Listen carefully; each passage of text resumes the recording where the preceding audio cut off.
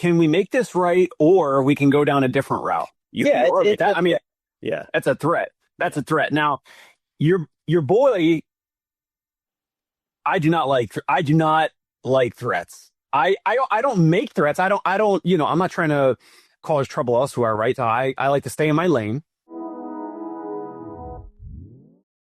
We have a patient that late canceled a couple times, so we charged them the $350 cancellation fee because they signed 2 simple pages.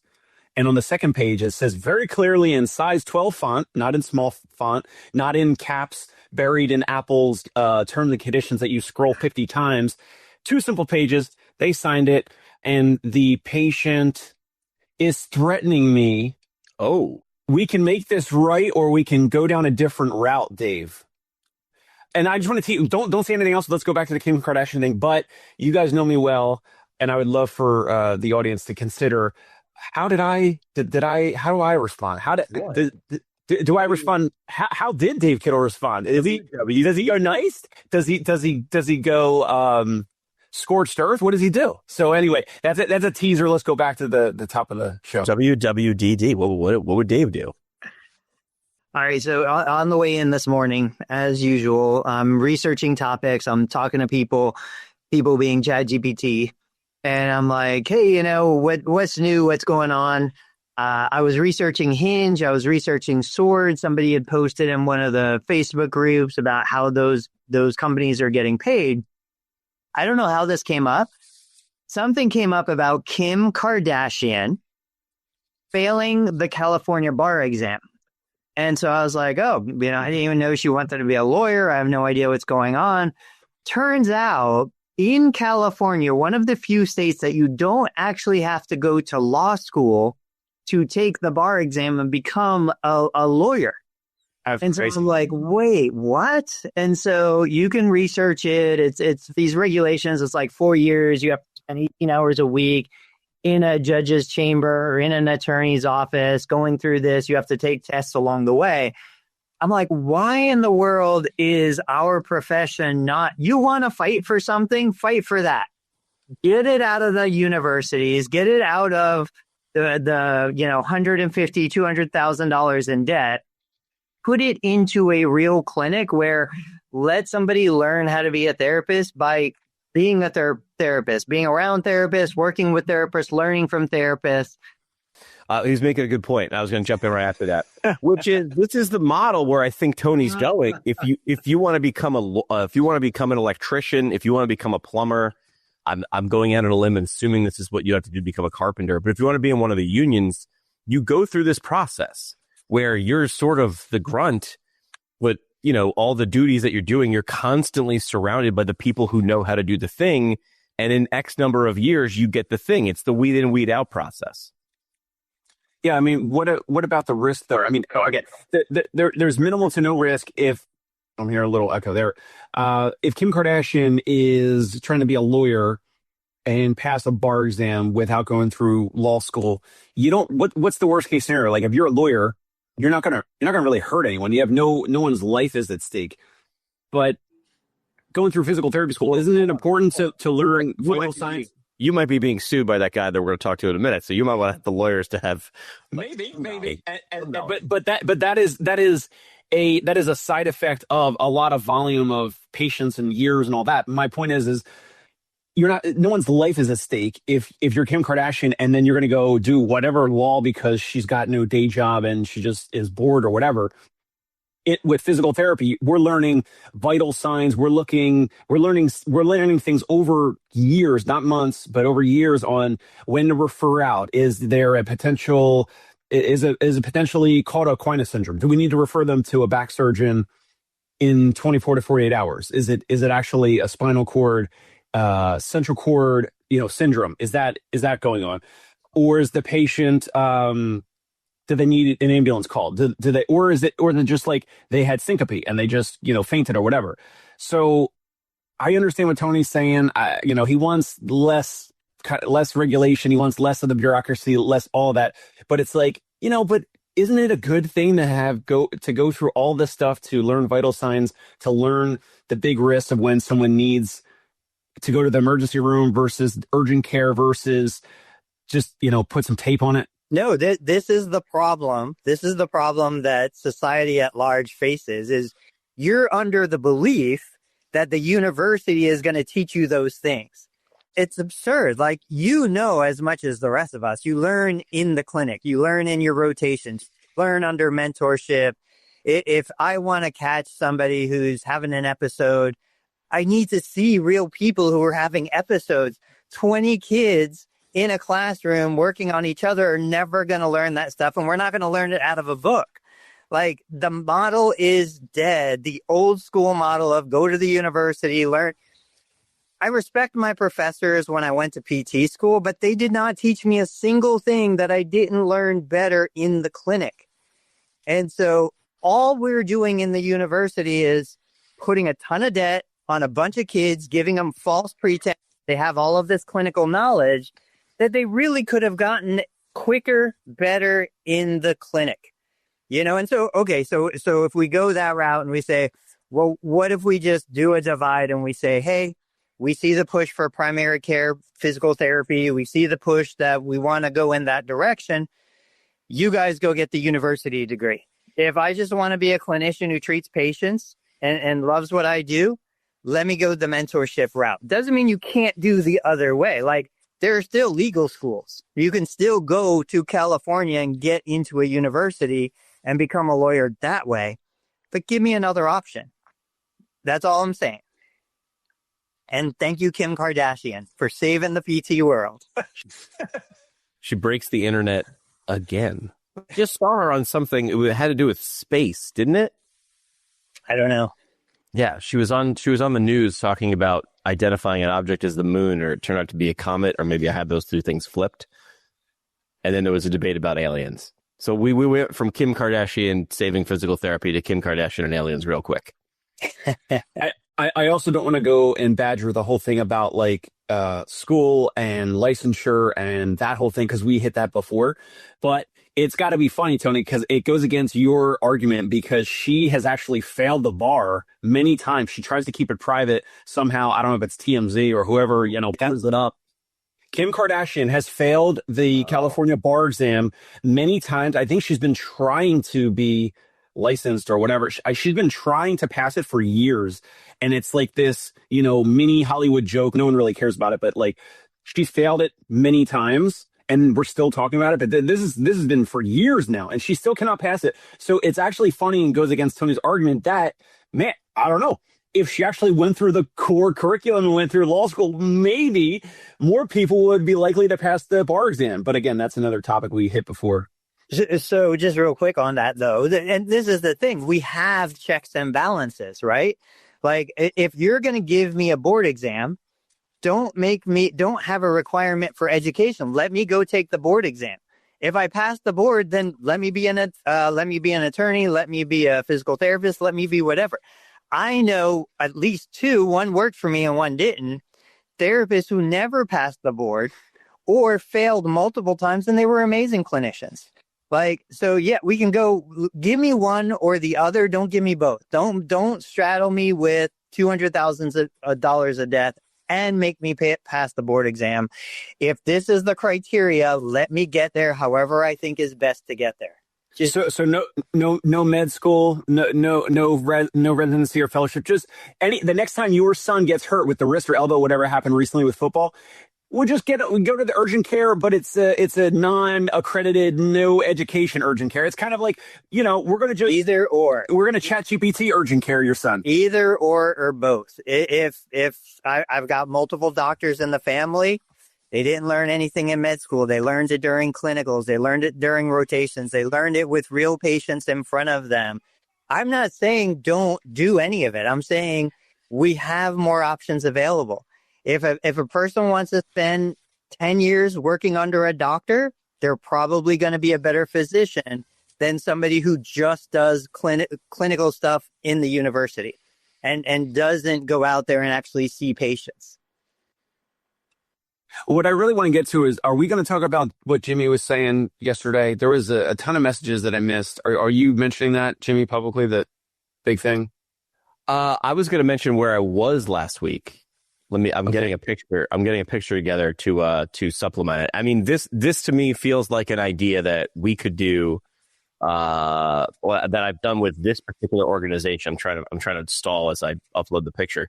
I thought it was a good use of time. They thought it was a good use of time last year. So this is what I spent the last couple of days doing.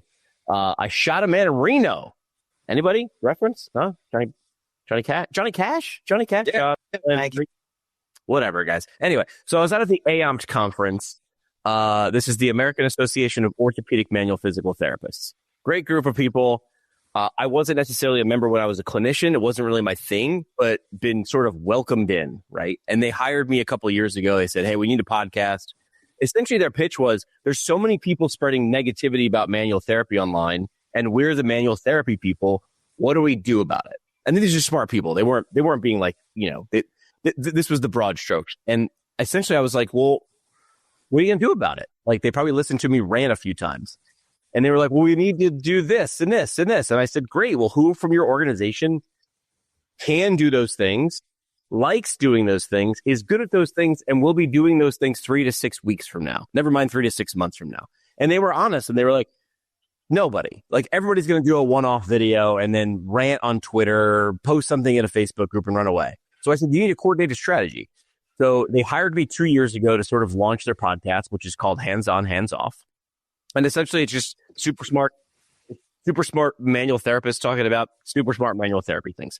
I will jump in and help host an episode if need be. But what I did was I went up teaching their clinicians, people on their team who raised their hand and said, I'll do this, teach them how to do it.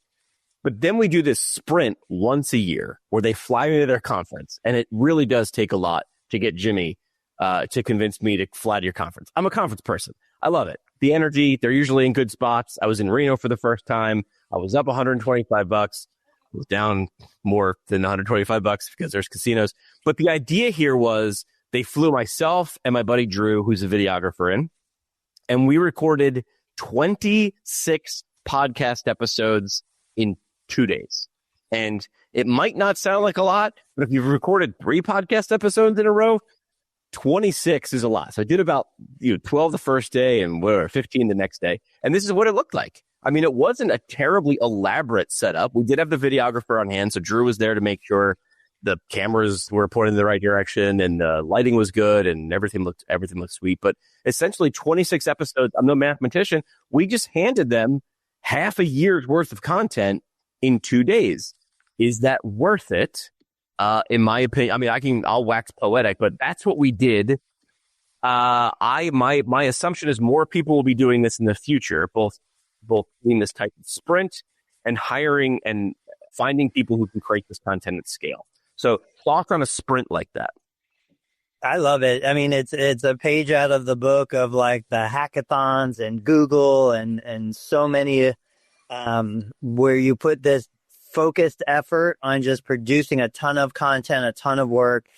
Did Drew bring the equipment? Because I saw that photo and I was like, this is awesome. I can't believe they have a setup like this at a conference like that. So Drew brought all of the video equipment. I brought my sort of radio station in a box, the microphones, everything. I brought audio. Drew brought video and photo. So then, of course, I took out the little itty bitty mic that connects to the phone. And when everybody was at the party, I was pulling people one at a time and just asking them like 3 or 4 questions that we'll chop it up later. But essentially, this is just a content creation blitz that you can use the stuff that we've recorded whenever for the rest of the year. I very, very, very much tried to go out of my way of not starting the episodes off or leading people into a direction of how's the conference going. Because I don't want someone talking about the conference that was in November in July, because that's sort of where the end of these episodes will come out. This really was about their work, what they were presenting on. So they got me in touch with a lot of speakers, a lot of leaders in manual therapy. They know their people. I said, you bring me the people that you think have something to say. I pre-screened them, so I wasn't winging it, giving away all my secrets, pre-screened them. So I had 80% of the conversations sort of lined up like an evaluation. I sort of know, oh, this is a knee. But every once in a while, we got to pivot and got in some really weird nooks and crannies of things. So hopefully they got enough audio, video, short form, long form, medium form content to last them at least half a year. I want to just double click on that because it's genius that you didn't want to lead the interviewee on, hey, how's this conference going and what are your thoughts and isn't it nice, or what's the biggest thing that you're surprised or your takeaway from the conference, whatever. You made it almost like evergreen, so that, like you said, you can post this in February or next July or whatever. Like you can repost this, and it's not going to bring the audience back to this most recent conference that was in person. But anyone that's listening digitally in the future will be like, it'll be a better episode for that audience member, and it won't be like, oh, it's this conference that I don't even know what they're talking about, so I'm going to just skip this episode. There is just something like, Dave, you love baseball. I love baseball. I love hockey. But if I know the game's 2 days old, I'm not watching. Forget it. It's over. Forget it. There's nothing to talk about. I can't. Like, even if it was a great game, show me the highlights, but moving on. If it's live, there is something with our brains that knowing that it's live makes the thing. Now, next step is convince them to live stream. And this is something that we've talked about with an event that's going on this week, which is PPS. I really think next year, what we should start doing is on Monday, we should start like banging on the walls for someone to pay for us to come to PPS, live stream, right? Get us a booth. Then we need a Wi-Fi connection. We'll bring a guy like Drew. He'll handle it. But isn't that where you want to be, right? I don't know. I just don't understand. Like, I know you're not pitching this, but how is it that you don't already have 4 of these events a year, paying $25,000 per event to have you and Drew there doing this, then smaller state and local events paying $5,000 to $10,000 per event. Jimmy loves to fly and loves to do it. It makes sense. It's crazy to me, but like this is just like any of us treating a patient in the clinic. We know what the patient needs. We hear what the patient wants.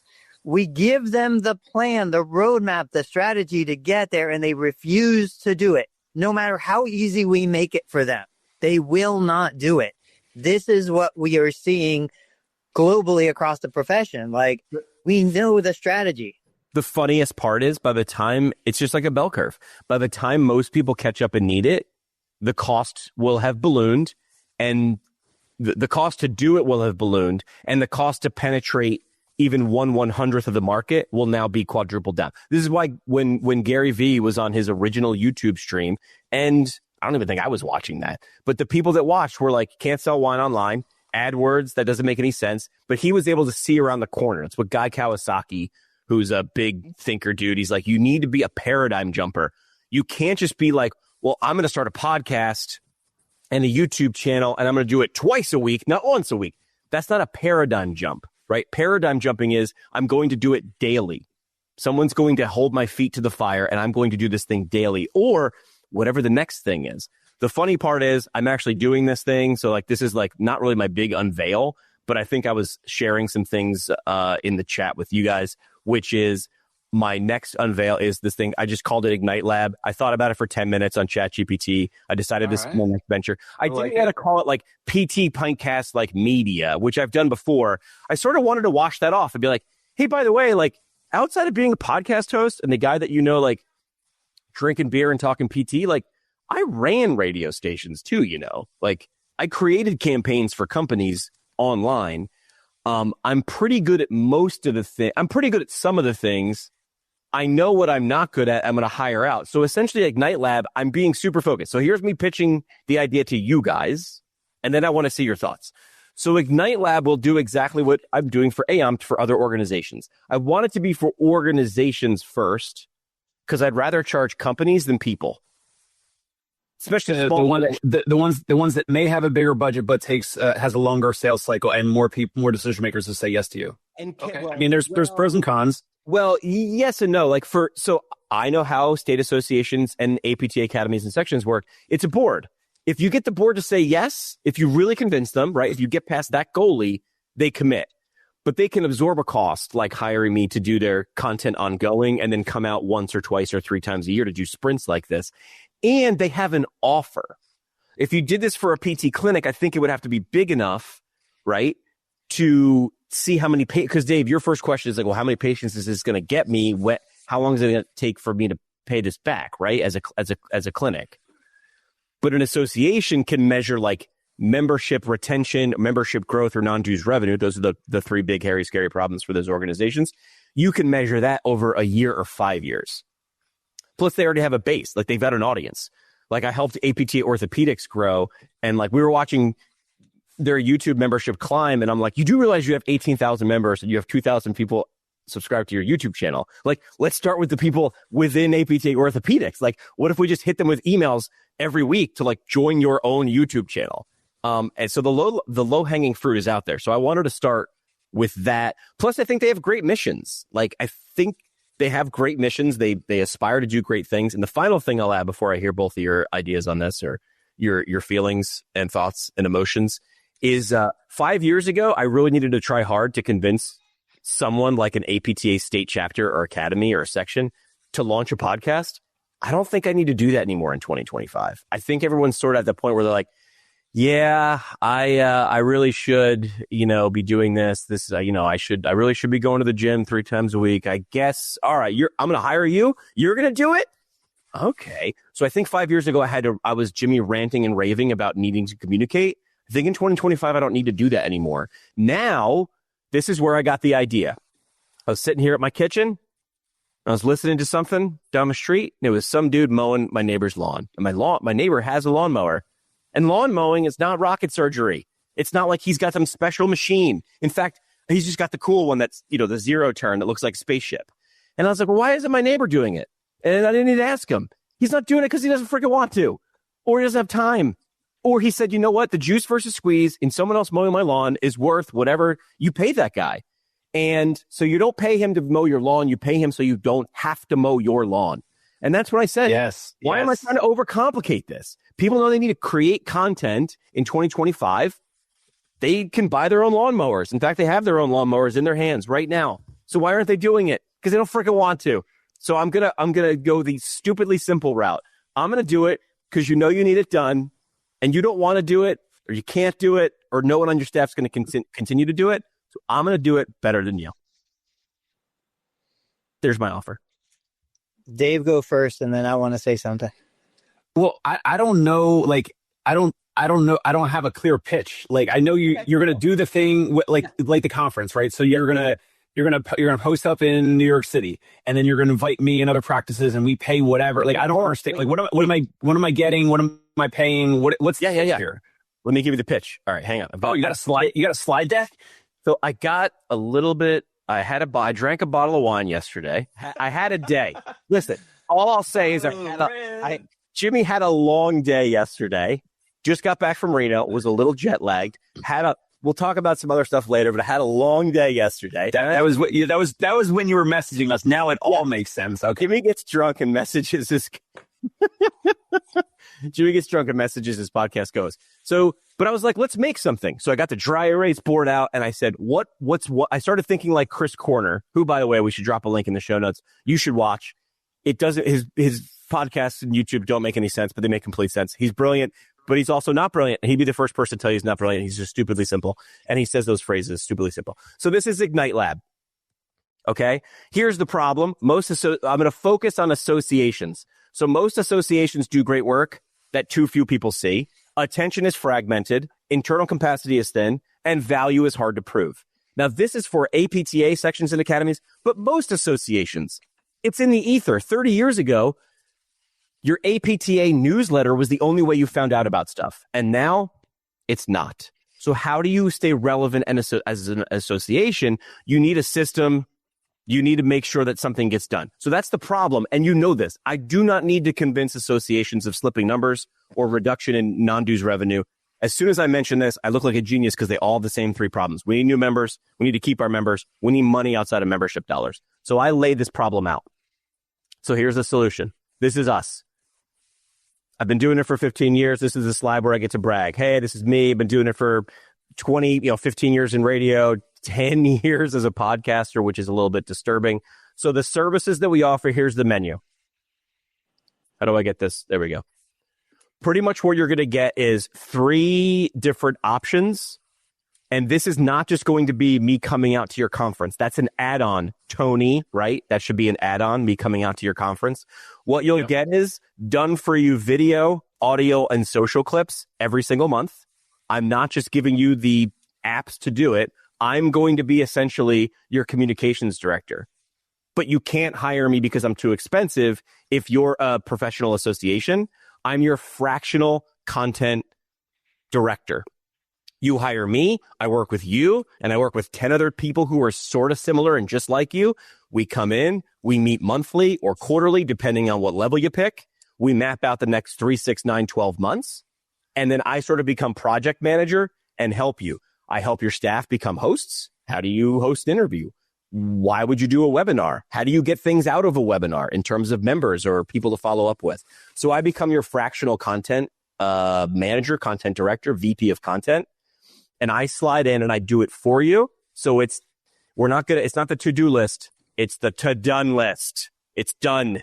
And then it gets posted and you get to bask in the awesomeness that is your content. Listen, they hire people to clean the office, to mow the lawns. Content is something that needs to be done in 2025. If you're not doing it at scale, you will be ignored. And in 5 years, you won't exist. There's my pitch. Dave? I love it. I don't see anything with it. I would love for you to, do you have so I still use Stripe. I don't even care about whatever there might be a cheaper, maybe Intuit or whatever is like a better, cheaper, lower rate of a credit card processor. I know that you've had a lot of projects over the years, Jimmy, but you haven't gone and done your own thing. Do you have a credit card processor?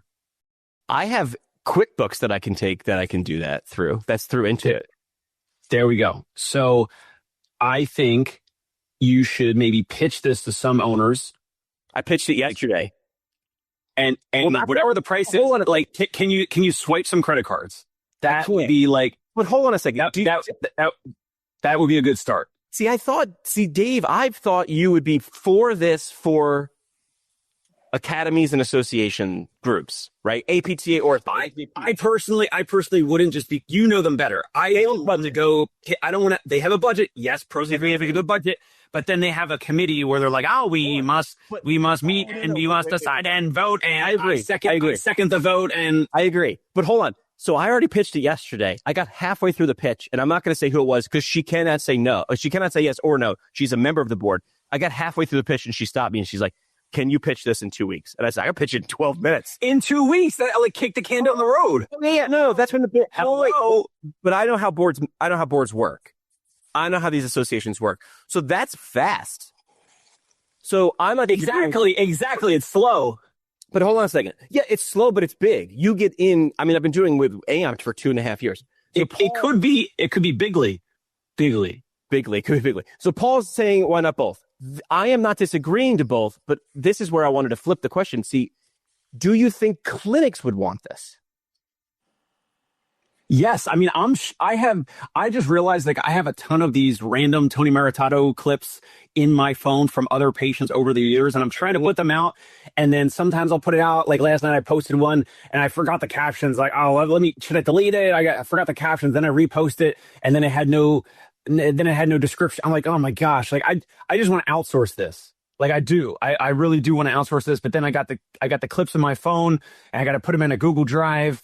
So I do want to outsource this. Yes, I'm interested, but I'm from the ilk where I like to just go right to the decision maker if I can. That's all. Okay. So I'm with Paul that why not both? Shout out, Paul. Thank you for joining in live. Paul is David Rubin. All right. So all day, baby. I mean, I'm still like stronger, faster clinic play. Wow. Really? See, maybe, I guess so. I mean, I've done things with I've done things with ATI before. ATI saw value in this at CSM 2 years ago. They were like, you're going to come to our booth and you're going to just interview our people and a bunch of random people, but our booth. They like gave me like a corner of their booth and I was able to put lights and cameras in it. And they were like, this is great. And then just say thanks ATI every episode. I was like, this is great. But when I approached big organizations like this later, big clinics, I mean, they were like, well, we already have our own department and they're doing it. And then I would look up what they were doing and no knock. My guess was nobody was in charge of organic. Everybody, and the stuff that you see big companies do is so watered down and so safe. This is where I pulled the Tony Maritato move the other day and I LinkedIn posted at Josh Funk from Rehab to Perform, but I tagged the guy on their website that I'd never heard of before. But according to their website, he's the guy in charge of marketing and communications. I was like, Josh, I like a lot. I want to talk to that dude, though, because that guy's in charge of it. He's designing it. So that guy got me excited. So anyway, that's what I did yesterday. I drank a bottle of Sauvignon Blanc and made a pitch deck. I don't know if that's what normal people do, but that's what I did. Well, David, I see this, by the way, David Ruin, he is of my generation. He is like, no credit card, check, or EFT. What is EFT? What is EFT? Electronic funds transfer. Electronic funds transfer. Oh, like a wire transfer. Jimmy will not be, as Jimmy's independent advisor, he will not be accepting paper checks for this endeavor. Credit cards or ACH is what we call it now. I want paid in gold doubloon, and Dave Bitcoin. Bitcoin. Dave want. So we've got two tracks here. You've got the long game, which is going to be slow but higher budget. Those are your associations. It's going to take weeks and months to get them on board, but like you said, they have money in the accounts. And then you have your quick, like, yes, cash today. Small, medium practice owner, they see the value, they're already doing it, they're already spending money on it. Those are the people that would send over the money and book your flight. We've been saying this forever. It's nothing. I know. The question always goes back to, like, with the associations. Okay, maybe there's somebody in there who sees the value in it. Maybe not. Why are they not already doing it? Great question. And the fact that they're not already doing it is what makes me a little bit of resistant to say, you got to find them at, like, just the right time to where they're ready to do it. They're frustrated. Somebody's going to do it out of anger, out of frustration, more than intelligence, more than, yeah, you're right, Jimmy, you're convincing us this is the right thing for us to do. We're pissed off. We're a dying organization. We need to make a change right now. I don't even care if I lose $10,000. Let's just do it. Like, that's the decision maker that needs to be there. But on the smaller side, on the private practice, and you have these contacts. I know you have them in your Rolodex, if you guys know what that is. Rolodex. So, but those are the ones that you're like, hey, here's the budget. Let's do it. And let's make this happen. I guess the only reason I was hesitant about clinic is because when I think about clinic marketing, I would want to do a lot of in-person stuff. Like, to me, a clinic is what Tony does and what Dave does, like movement in the clinic. And I was like, is the juice going to be worth the squeeze to fly me to Ohio to do something like this? Whereas an association, it was more webinar, interview, educational based.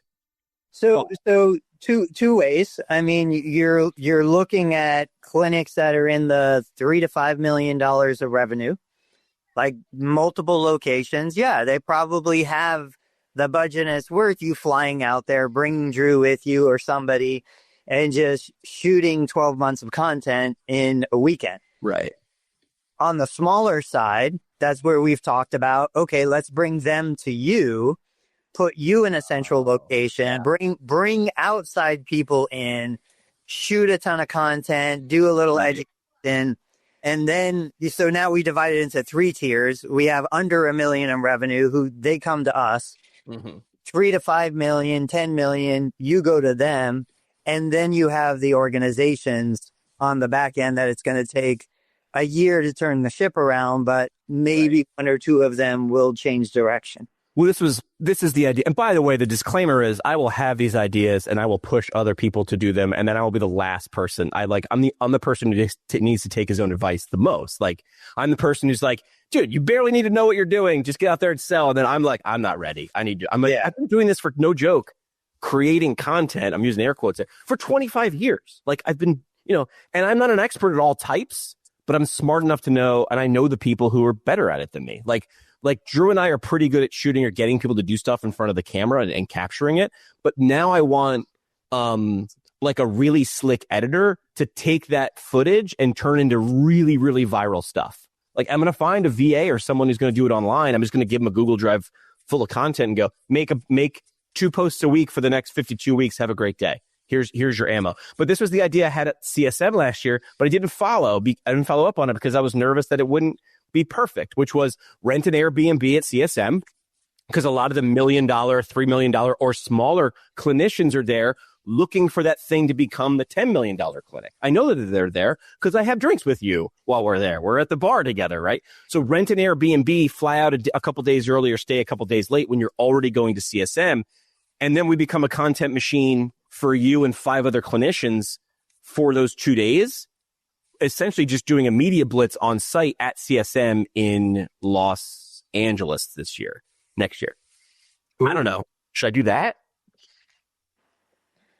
Yeah.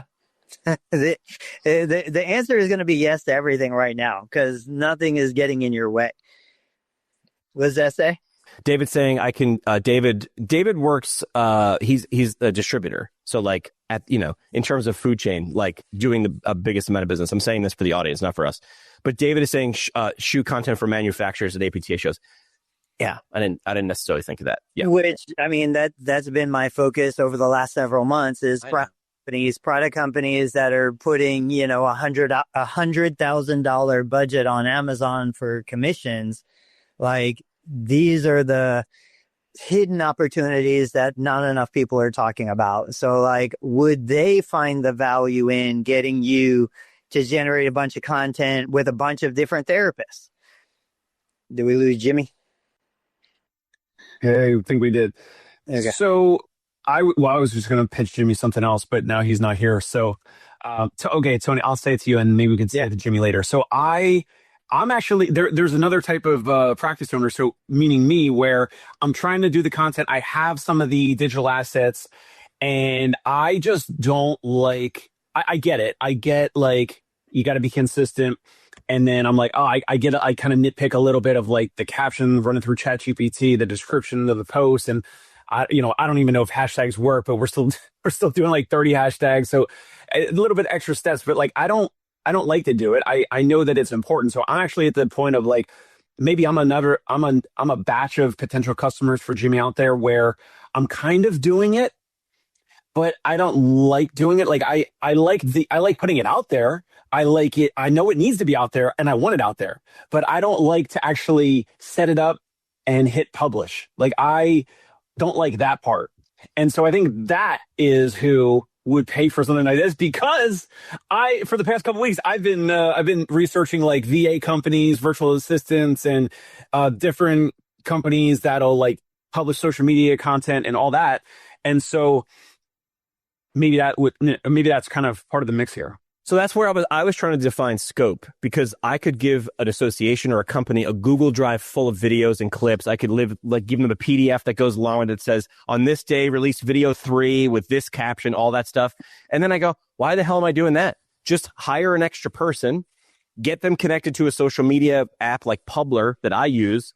And then they can schedule a week, a month, a quarter, a year ahead of time. And now when Dave wants to be reactive, he can release a video on Wednesday because he saw a really cool sunrise on Park Avenue. He still knows that Tuesday and Thursday, he's got posts going out. That's not the only way he's gaining attention. So my question is like, how wide do I make the scope? Is it everything, soup to nuts? Or is it modular where it's low, medium, high? You got Tony, kicking this to Tony. So my question before I answer that, like, I don't think you can go down that granular. I think there's already companies out there. Like I'm looking on my computer. David Isles is a guy. He manages a bunch of media content. There's a bunch of companies, agencies out there doing that stuff for individuals and smaller businesses. That's not the world you want to get into. Right. Your unique gift is you understand therapy, specifically PT, a little bit of OT. You have connections and deep roots in there. I just don't think you want to get into, I'm going to hire a VA. Everybody that I've seen go the VA route to do editing, it never looks good. I tried it for 3 months. It never went well. It was just always over explain. Then it was done. And then I had to come in and fix. And I was like, at this point, I'd be done already. So like Dave would be somebody you would do something like that as like a friend to friend favor for. Right. But I don't think Dave would be a good representative of the larger market that you would want to focus on. I think that would be a why is that? I think for Jimmy, it would be a waste of his connections and a waste of his talents to go down that small into a single individual. I don't think he wants to build a team. I don't think he wants to get a bunch of employees and videographers and do all that stuff. Like, I feel like the thing for Jimmy is give me a handful of big hits in a year. Yep. Like, let me put money in the bank account just so I don't have to think about it. And then let me go and kind of enjoy and you know, do the things that I enjoy doing. I just think getting down that low, this is like what Tony talked about, sports agents. I'll make it bigger for you. Is that big enough? Yeah. Oh, that's good. Yeah, I don't know. I think that I would stick to that high value client, just like Dave was, you know, Dave does in his practice. Like if we were to put this as a ratio, you know, I'm seeing people for $100. Dave has seen people for $1,000, a 10-to-1 ratio here. If Dave would be willing to spend $10,000, Jimmy should be focusing on a business that's going to spend $100,000. I just think for where you are, the time you've put in, the smaller individual providers are just not where you're going to get the satisfaction you need. You're saying those are the ones I would do it like a CSM, though, where I could fly Drew in, rent out an Airbnb, be like, okay, day one, we take the 5 clinicians to the park and we do outside Q&A. Day number 2, we rent out gym space and everybody puts a gym outfit on. And now we talk about pathology things or who you want to treat. I'm off camera pitching to you the question. So you don't have to, self-serve. Everybody knows that batting practice doesn't work when you just get up to the plate, throw the ball to yourself and swing. You need someone pitching at you. And then look, there are still professional photographers doing graduation photos. I know someone who had a mid six figure job who said, I hate this, and became a photographer and is now making more money in her community doing graduation. Now she's the high school and college graduation photo woman, and she crushes it. That's all she does. She says no to wedding. Can you do my wedding? You did my daughter's. No, I don't like doing weddings. And I had to ask my buddy Drew, who can do weddings. I'm like, aren't weddings bank? And he goes, yeah, I just hate them. And I'm like, well, you should do them. And he's like, no, then why don't you go do PT, Jimmy? And I'm like, oh yeah, good point. Because I don't like it. I didn't feel good doing it. I didn't think I was effective. So there I am trying to give the same advice to someone else. But he's right. Let's keep developing the idea over future episodes. I don't want to miss out on Dave's topic because this is so important. Okay, so you made it abundantly clear to the client, this is what's going to happen. The client failed to uphold their end of the bargain. It triggered this, okay, now we're going to have this fee. So where are we now, Dave? Yes, so client was charged $350 for a late cancel, and they emailed my billing person, my admin person that does the charges, and myself, and said, this is ridiculous. The appointments never showed up on my calendar. Your physical therapist, Porus, said it was fine due to my condition. There's a little bit of there was a concussion. There's some emotional stuff going on. Please refund to the best of your ability. That was 17 hours ago. I replied, that's the late cancellation charge that is clearly displayed on page 2 of the 2 simple pages of new client paperwork that you signed. The client replied, Porus, my physical therapist, said it was fine. The appointments were also never sent to me via email. This is a young patient. This is they're under 30. They're 20 something, I think. Can we make this right, or we can go down a different route, Dave? And I'm like, oh man, because okay, so if you're under 30, man, I'm really trying not to be emotional here, but and I don't want to spend a lot of money on legal fees, or I know Tony's I need Tony to, be like my Jedi Yoda and be like, it's not worth it. Who cares? And I also don't want it to be like a negative Google review. So I probably have to bite the bullet here, but I really wanted to email back this patient and say I've been in New York City for 10 years. You don't think that I have patients that are lawyers that would do this pro bono and I could outlast you? Like, that's what I really want to say. I want to come over the top. I want to jump off the top turnbuckle and that's what I want to do. But this is a therapy session that happens to be a public live show. So what do you guys got for me? Jimmy? We're never going to get this right? This is like one of those like chicken or egg things. Like, should we have a cancellation fee? And then some people will come in and go, well, why'd they cancel in the first place? It's a communication error.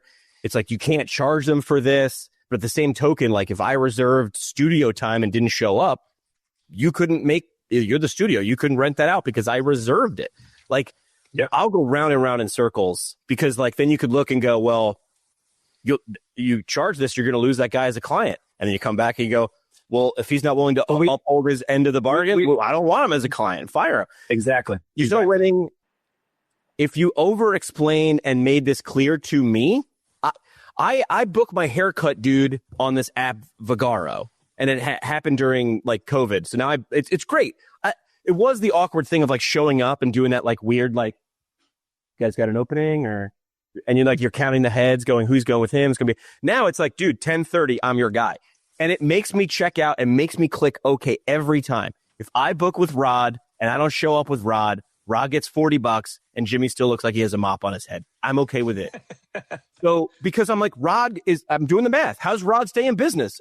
He cuts hair every 27 minutes, sweeps for 3 and reloads. So I get it. So I am now on the camp of, if I have over-explained this, sounds like you did, you owe me money because this is a business, baby. So, yeah. Yeah, Tony. I would say, it's one of those deals where I tend to always take the easy way out. Now, not knowing this person on the other side, it's like you're going to have the individual that they're going to say stuff like that and doesn't matter, doesn't mean anything. You as soon as you said, there's other things going on, there's always psychosocial and anxiety and all of these, dynamics going on. You're going to have the occasional, like, over the top who would rather lose tens of thousands of dollars just to prove a point that you were wrong and he was right. All of these things are very real scenarios that we've dealt with, we've faced. Obviously the simplest solution would just be to say, okay, let's do this. This is our standard policy. This is what it is. I would be willing to send my physical therapist out for one more session, no extra fee, and leave it at that. Like, what makes it a little easier in that situation is you're not the one doing it. You have a layer of distance between you because it's your therapist going out to do it. It's still going to cost you money, but at least then it's done. The other option is you just say, I'm sorry, unfortunately, this is the policy. My hands are tied. This is the agreement you signed. I'll attach it for you. I will share a personal story, though. So I was just on a phone call about a week ago with an elevator operator company. We have an elevator in our building. We've been a customer of this operator since 2009. We have an informal contract. We thought it was a 20-year contract. We're looking at selling the building. So we're looking at how do we wrap this contract up early. He wasn't going to budge. He had zero interest. I said, look, buddy, I am reaching out to you to say you have no leverage over me. You can't sue me. The LLC is going to dissolve as soon as the building is sold. Like, I want to make this right. I want to help you, but I'm also not going to pay for extra years of service we're not going to deliver. Zero interest on his side. He was like, nope, this is what it is. This is what you commit to.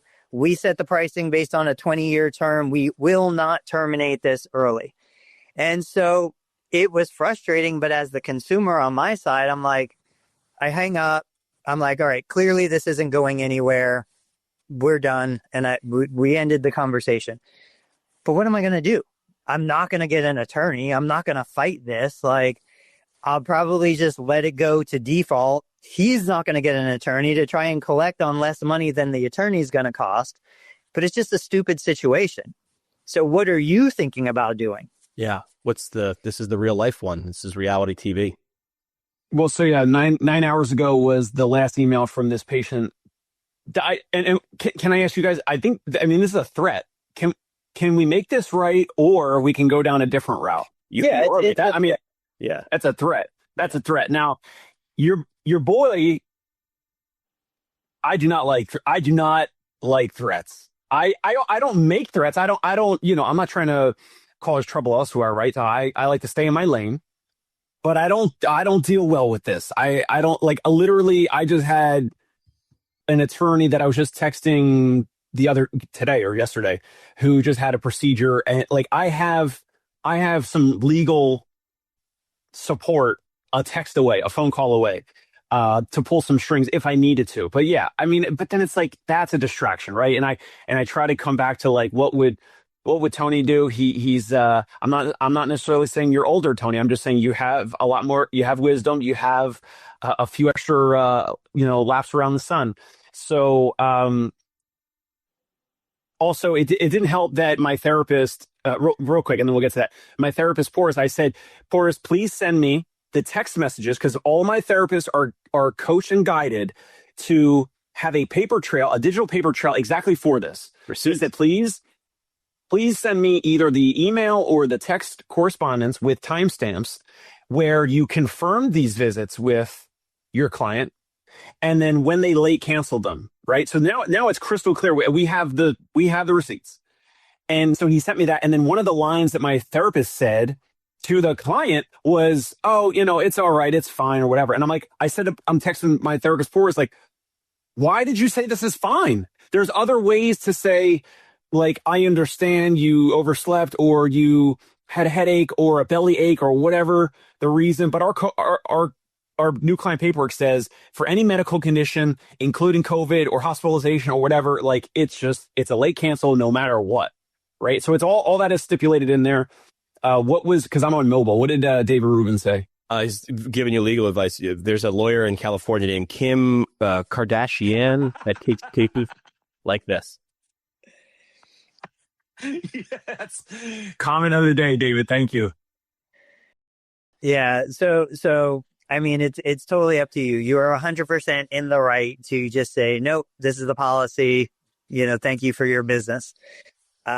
You're also totally fine to, I will say though, from my understanding, not as an attorney, but somebody who has talked to many attorneys, it doesn't matter what Boris said.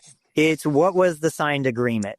Right. I shared a YouTube video with you guys yesterday, and this very successful real estate person said, people are closing $100 million deals for real estate on text.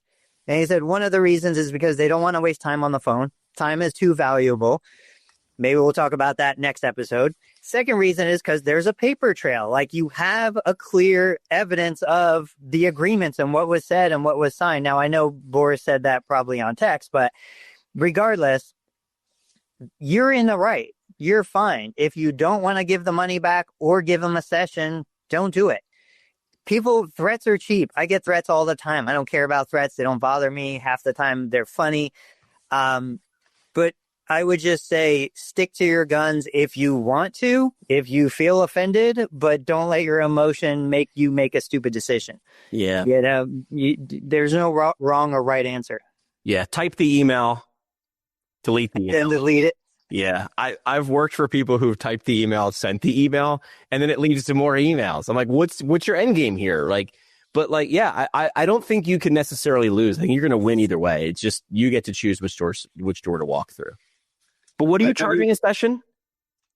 So this patient, we're charging their out-of-network insurance. It's a really good insurance, but the late cancel fee is $350. So their copay was like $20 per visit through their out-of-network insurance, and their out-of-network pays really, really well. But there were 2 late cancellations. We're talking about just one, but there was actually 4 scheduled visits, late cancel 2. So already that's a red flag. 50%. No. So the signed paperwork, size 12 font, very normal size font on 2 pages of new client paperwork, $350 in bold is the late cancellation. And the next sentence describes what's a late cancellation and what's a no-show. And that falls into this. Listen, it was a no-show. Look. Maybe this is a teaser topic. I just traveled. And when you book hotels, I can lock in a rate of $250 a night right now, knowing I could cancel within 24 hours, less than 24 hours due to check-in, like 8 a.m. That's my room, whether I'm in it or not. I can pay, instead of $250 for the room, I could pay $287, and then I can cancel whenever. Like, they have those you've seen that, I'm sure, right? Like, so what they're saying is, like, you're paying for flexibility and the ability to opt out. It's not an accident. I'm sure there's some actuary or numbers guy who's like, people will risk it. Like, have you ever bought trip insurance? I've never spent the extra $27. Oh, look at that. Yes, I know. On airplanes, especially around December or January. Yeah. But like, they understand. Like, and I don't know if we've talked about this. So this is a good teaser. It's like the hotel model too. Your session is $150, but it's $175. And if you cancel, it's free and you can come back whenever. I don't know. I got to step out. My parting shot, Dave, do what makes you sleep well at night. That's the bottom line. Like, the money is not going to make a difference in your life. You do what makes you sleep well at night. Guys, I will see you on the next episode. I think my parting shot, I'm just going to say, I think I'm going to slow play this. I might reply in the email something like, are you threatening me? ? And like, maybe he can, like, and I'll put the ball back in his court. Does he want to double down? Does he want to, and then we'll see. At the end of the day, I actually don't want a 1-star Google review. That's one thing that I don't want. Like, I don't want a bad review on Google or Yelp, which absolutely this person could do. And so, because of online reviews and how they can affect businesses, or I don't want him to tell, 10 of his friends to go post a 1-star Google review and kind of attack a business like that. So we live in the world. That's the leverage that this person might have, in my mind. But at the same time, I agree with Tony. Like, the money doesn't matter either way. So it's probably not worth it. Although, I'm a fighter. I'm a lover and a fighter, but like, I'm totally cool with fighting this and still sleeping well. So yeah. What do you got, Jimmy? I agree. All right. So my parting shot was the post that I shared this morning, and I'll share it here on LinkedIn. I did one of those. I did a fake one. It's like, I turned 46 today. Here are 46 lessons I've learned. Have you seen posts like this? And then people will do like 46 different one-liners, like, for attention. Mine essentially is this. Number one, you don't need another list. Number two, go live some valuable lessons instead of reading lists from like me on LinkedIn. But number three, thank a veteran today. There's a lot of talk about veterans today in the last few weeks with the government shutdown, active service women and men. Thank a veteran today and thank every day. Dave Kittle for Tony Maritato. Make sure you follow all the things. Hey, it's Dave Kittle. Are you a healthcare business owner or physical therapy practice owner who is looking to figure out your succession plan or exit strategy? We might be able to help. And in fact, we may be interested in acquiring your practice. If you're interested, you can reach out to me. Shoot me an email at dave@conciergepainrelief.com. That's DAVE@CONCIERGE painrelief.com. Or you can call me at any time, 646-781-8884.